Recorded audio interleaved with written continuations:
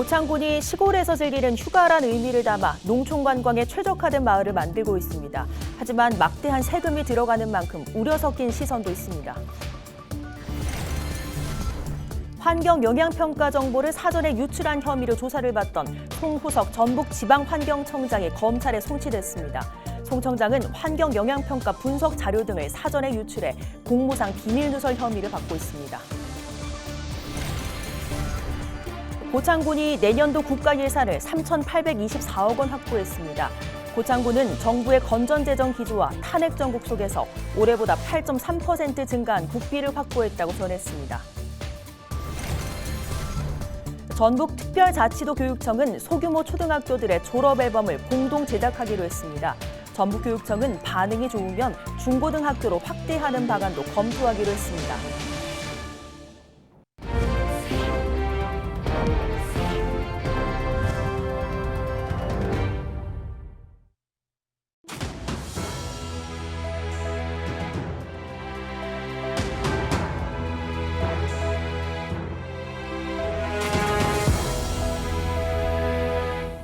시청자 여러분 안녕하십니까? 헬로티비 전북뉴스입니다. 여러분 혹시 촌캉스라는 말 들어보셨나요? 시골에서 즐기는 휴가라는 의미로 요즘 유행하는 여행 프로그램을 반영하는 말이죠. 고창군도 이 같은 흐름에 맞춰 농촌 관광에 최적화된 마을을 만들고 있습니다. 네, 하지만 막대한 세금이 들어가는 만큼 우려 섞인 시선도 있습니다. 이나라 기자입니다. 수년 전 지어졌지만 설비 부족 등을 이유로 가동되지 않는 고창군 안현마을 된장공장입니다. 고창군은 내년부터 이 된장공장을 세단장해 제품 생산은 물론 매주 만들기 체험 장소로 활용할 계획입니다. 이른바 농촌관광 스타마을로 키우겠다는 겁니다. 주민들은 마을이 유명해지면 수입원이 다양해지고 인구도 유입될 것으로 기대하고 있습니다. 이제 인구가 유입되고 귀농귀촌들이 유입되고 이렇게 하다 보면은 매주 판 이익금을 동네 어르신들에게 조금이나마 도움이 될 수 있게끔. 이 마을처럼 농촌관광 스타마을로 선정된 고창 지역 마을은 총 5곳. 전북특별자치도와 고창군은 복분자나 인문학 등 마을 특색을 살린 체험활동을 개발하고 관련 시설을 짓기 위해 2026년까지 100억 원을 투자합니다. 사업비 규모에 비해 스타마을 조성사업 성공 사례가 드물다 보니 고창군의회에서 관련 질의가 이어졌습니다. 사업의 큰 축이 복분자 유원지 재개발인데 스타마을까지 1시간 넘게 걸어가야 해 연계성이 부족하다는 겁니다. 복분자를 하지만 그 테마 관광 명소를 조성하는 그 장소하고 안현마을이나 진마을은요 몇 킬로 떨어지는지 아세요? 지금 안현하고 신흥마을 그쪽은 완전 산 너머 마을이에요. 또 사업의 구체적인 내용을 짜고 민자유치까지 이끌어야 하는 스타마을 조성 사무국 직원들의 경력과 능력이 충분한지 묻는 질문도 나왔습니다. 거기 사무국장이 누구예요? 이 원장님은 정공직자 출신이신 이기련 위원장님이시고요. 사무국장님은 김정수 전 또 공직자 출신이십니다. 그분들의 그 명함을 대면 국민들이 다 평가를 해요. 이에 대해 고창군은 서로 가깝지 않은 마을도 있지만 모두 차량으로 이동할 수 있고 숙박시설도 마련한다는 입장. 또 현재 사무국 직원들의 계약 기간이 끝나면 금융상품에 대한 지식이 있고 기업과 네트워킹이 원활한 신규 인력을 뽑을 계획이라고 전했습니다. 대규모 세금을 쏟아붓는 스타마을 조성 사업이 농촌의 미래를 바꿀 수 있을지 돈 먹는 하마로 전락할지 주민들의 기대와 우려가 교차하고 있습니다. 헬로티비 뉴스 이나라입니다. 환경 영향평가 정보를 사전에 유출한 혐의로 조사를 받던 송호석 전북지방환경청장이 검찰에 송치됐습니다. 송 청장은 도내 한 폐기물 처리 업체에 환경 영향평가 분석 자료 등을 사전에 유출해 공무상 비밀 누설 혐의를 받고 있습니다. 경찰은 지난 7월 전북지방환경청에 대한 압수수색을 진행한 바 있습니다. 요즘 거리에서 무인 점포를 쉽게 찾아볼 수 있습니다. 그런데 무인 점포는 관리자가 상주하지 않아 불이 날 경우 즉시 대응하기 어렵다는 문제점이 있습니다. 실제로 최근 전남의 한 건물에서 불이 났는데 같은 건물에 입주한 무인 점포의 소방시설이 미흡해 화재 안전 관리의 사각지대인 것으로 드러났습니다. 장혜원 기자가 보도합니다.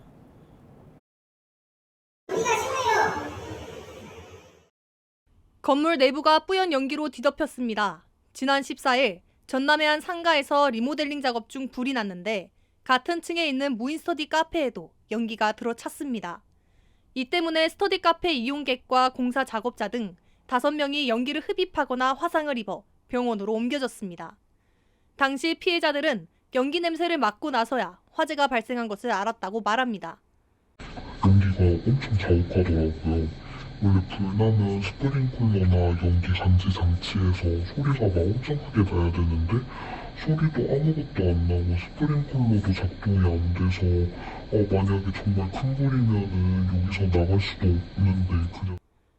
해당 상가는 화재 이후 전문 업체를 불러 정비 작업에 나섰습니다. 최근 3년 동안 전국에서 발생한 무인점포 화재는 모두 17건. 무인점포는 자유업종으로 분류돼 스프링클러 같은 소방시설 설치가 의무가 아니라서 화재 안전에 취약합니다.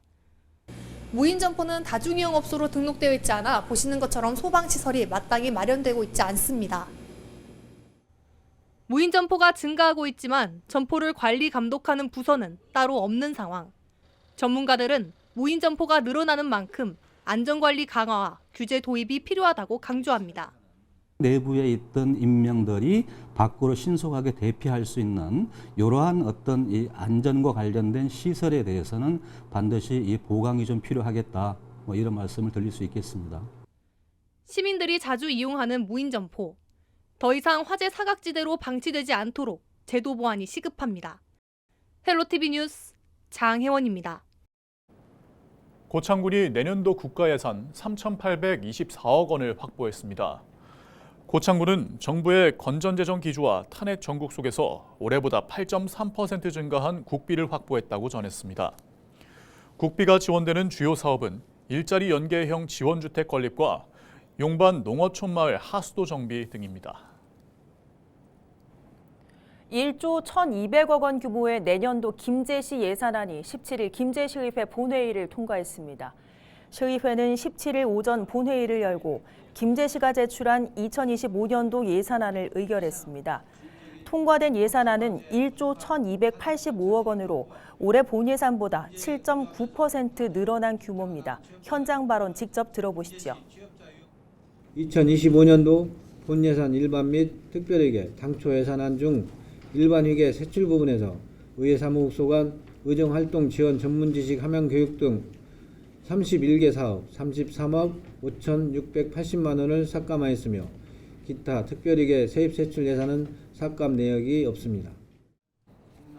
또 시의회 행정사무감사 특별위원회는 김제시 38개 부서와 19개 읍면동을 대상으로 행정사무감사를 벌여 시정과 개선 등 700여 건을 주문했습니다.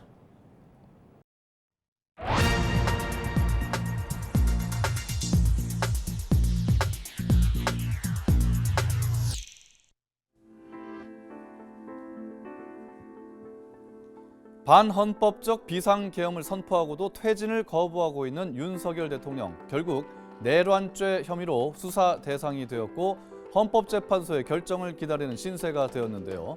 그런데 비난의 화살이 엉뚱한 곳으로도 향해 무고한 피해자도 발생했습니다. 서울 은평구에 있는 충암고등학교 이야기입니다. 이번 비상계엄 선포와 실행을 주도하거나 적극 가담한 고위 인사 가운데 충암고등학교 출신이 다수 있죠. 윤석열 대통령을 비롯해서 당시 현직이었던 김용현 국방부 장관, 여인형 국군 방첩사령관, 박종선 777 사령부 수장, 이상민 행정안전부 장관 등입니다. 이른바 충암고 라인이 계엄을 주도한 것 아니냐는 분석이 제기되자 엉뚱하게 충암고등학교에 비난 전화가 빗발쳤다고 합니다. 충암교 학생들에게 시비를 거는 사람들도 적지 않았다고 하는데요. 교장 선생님의 말을 들어보시겠습니다.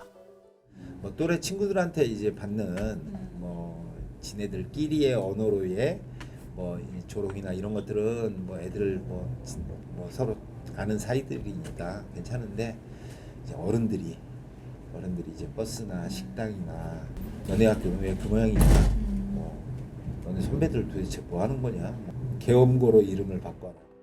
그러자 견디다 못한 충암고 학생회가 입장문까지 발표하며 호소했습니다. 대통령과 논란의 인물들은 충암고를 졸업한 지 40년이나 지난 졸업생이며 현 재학생들과는 아무런 관련이 없다고 말이죠.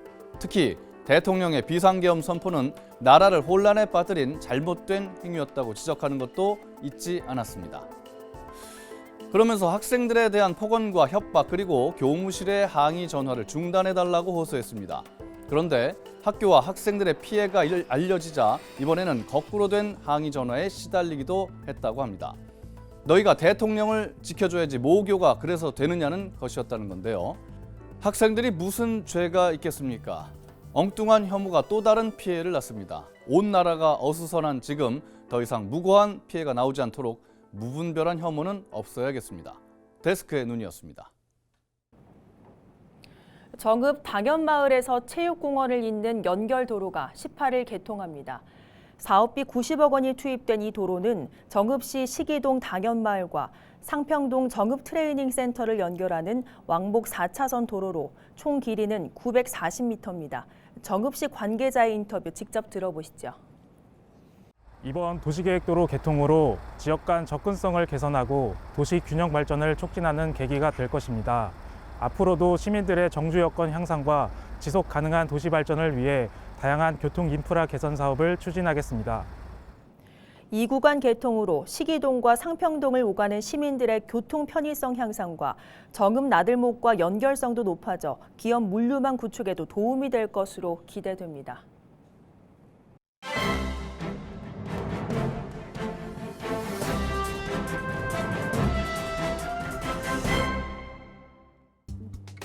신문브리핑 전북일보 기사입니다.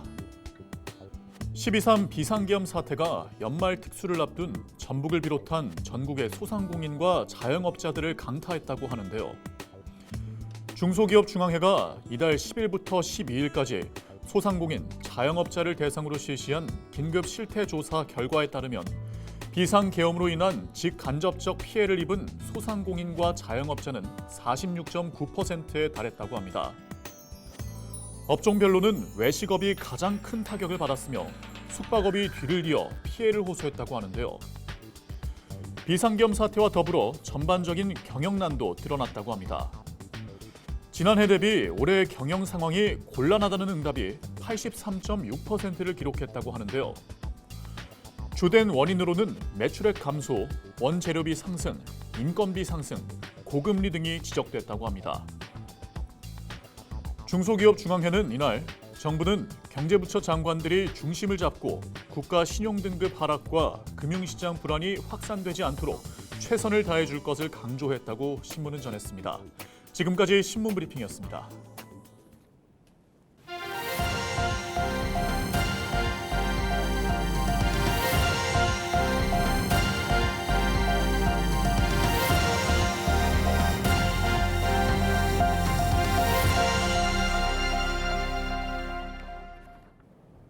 전북특별자치도 교육청은 소규모 초등학교들의 졸업 앨범을 공동 제작하기로 했습니다. 전북교육청은 졸업생 수가 적은 초등학교의 내년 2월 졸업생부터 공동 제작을 적용할 계획이라고 밝혔습니다. 구체적인 졸업생 수는 앨범 제작 업체 또 학교와의 논의를 통해 정하기로 했습니다. 각 학교의 참여 여부도 자율적으로 정하도록 할 방침입니다. 전북교육청은 반응이 좋으면 중고등학교로 확대하는 방안도 검토하기로 했습니다. 남원시가 미래 모빌리티 분야 사업 추진을 본격화합니다. 남원시는 17일 전북대 산학협력단, RIS 미래 수송기기 사업단과 미래 모빌리티 분야 신산업 발굴과 인재 양성을 위한 협약식을 가졌습니다.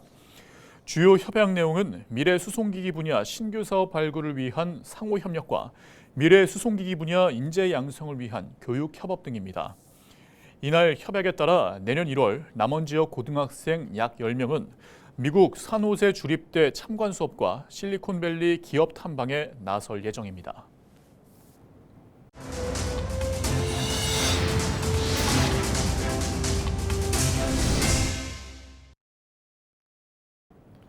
이상으로 뉴스를 마칩니다. 함께해 주신 여러분 고맙습니다.